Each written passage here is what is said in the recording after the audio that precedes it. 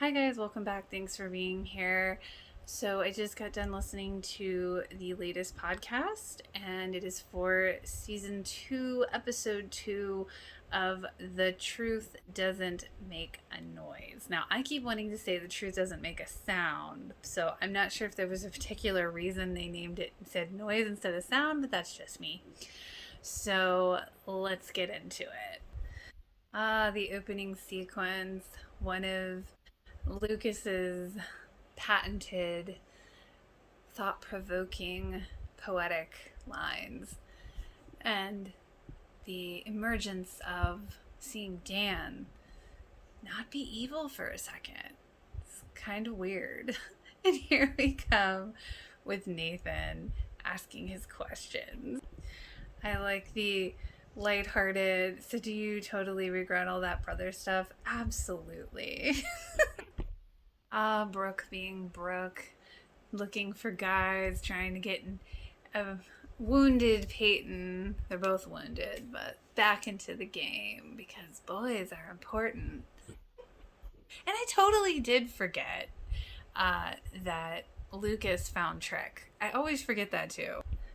The fake cough was a little awkward, but I kind of always find it funny.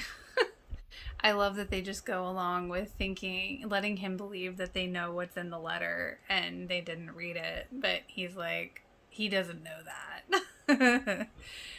Just leave Lucas in the dark, kind of like he did with y'all when he was being jerky. I love the little Haley and Lucas walking in the parking lot like friends moment, and then like Nathan's all like, hey, get your own wife. Lucas is like, that sounds so weird. I second that. I do love Brooke's comment about, oh look, it's our very own Britney Spears and whoever she married this week. That's such a throwback to Britney back in the day pop culture. Tim can always be relied upon to be ridiculous. He doesn't believe that they're married, and he doesn't because, well, Luke left too, but he's back.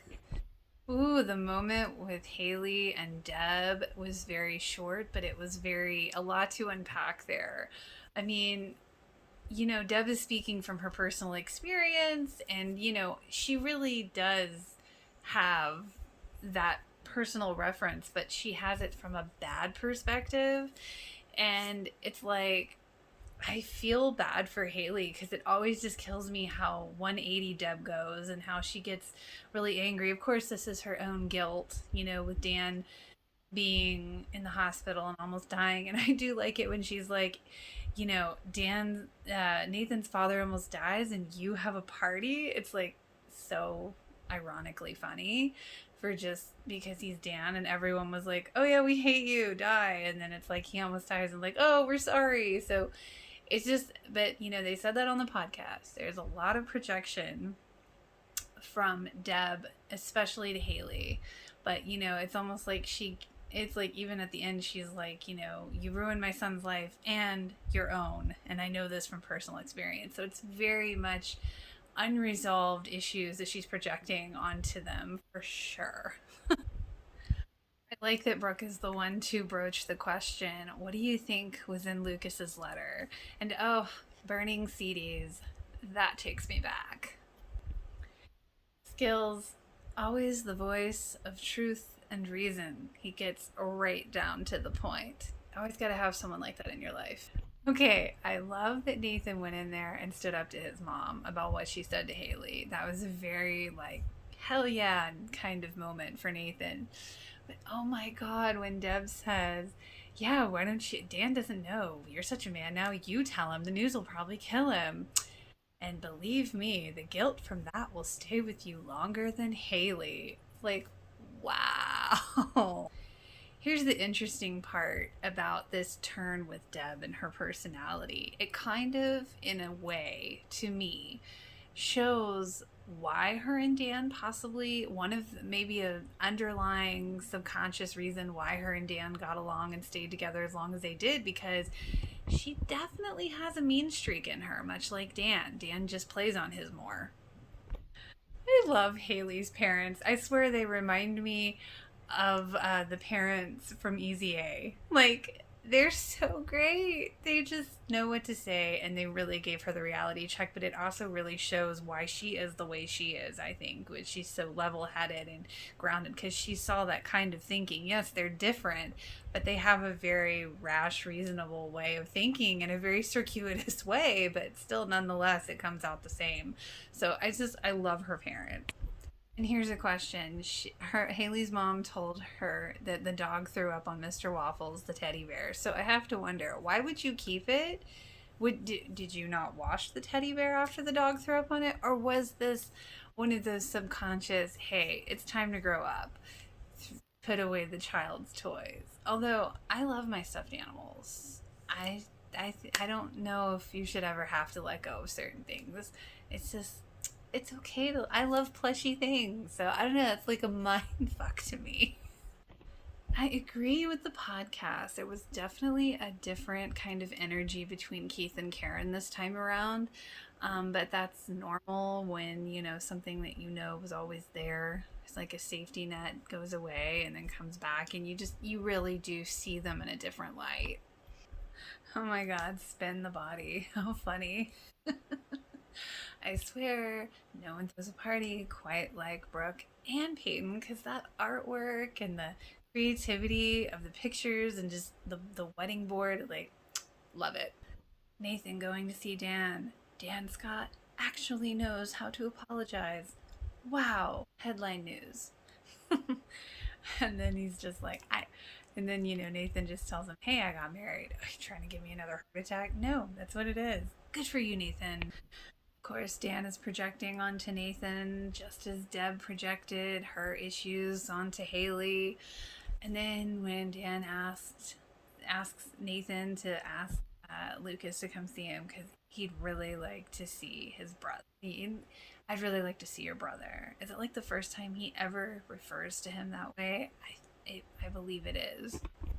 And despite this newfound turning over of the leaf, we will say for Dan, even though he's asking, I feel like genuinely to want to see Lucas, I still feel like that's almost manipulative to Nathan, like, because that's just so second nature for him.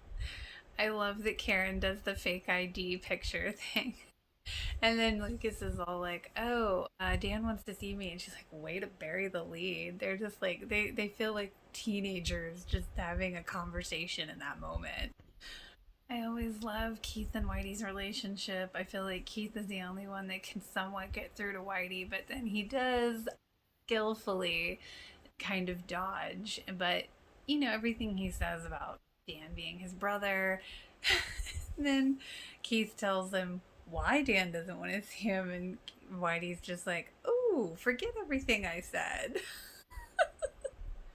Brooke's going a little far with the nude photos, but it is so Brooke of her. I love the Nearly Forever henna temporary tattoo. Ironic indeed, Peyton. Oh my god, mouth getting the spray cheese instead of spray string. Oh my god. Shaving cream would have been better, dude. I'm still amazed that Deb actually shows up. I do feel the moment when Deb sees Nathan hugging his new in-laws, you can really feel that moment hits her hard. When Peyton asks Brooke how many more guys from Les Factor are coming and she does the fake cough, that was actually pretty funny. Haley's parents dancing it up right after Deb was like, no, I think I'll leave the dancing to the kids. Love it. Man, Deb telling Karen she can't possibly know what Haley and Nathan are up against because you didn't get met. I mean, talk about word vomit. Like, no, stop. Oh, bad call, Deb. Dude, Dan and Keith's discussion. I mean, talk about 180 for Dan. And it is the weirdest thing. Is it not completely weird? Because he's like, I mean, here comes Keith. He leaves, and now he's going to come back and help Dan with the dealership, so now he's back. And Dan's like, great, that'd be great. I haven't been a brother to you or a father or a husband to Dad. I was like, weird. Haley's dad doing the fake ID. He had way too much fun with that.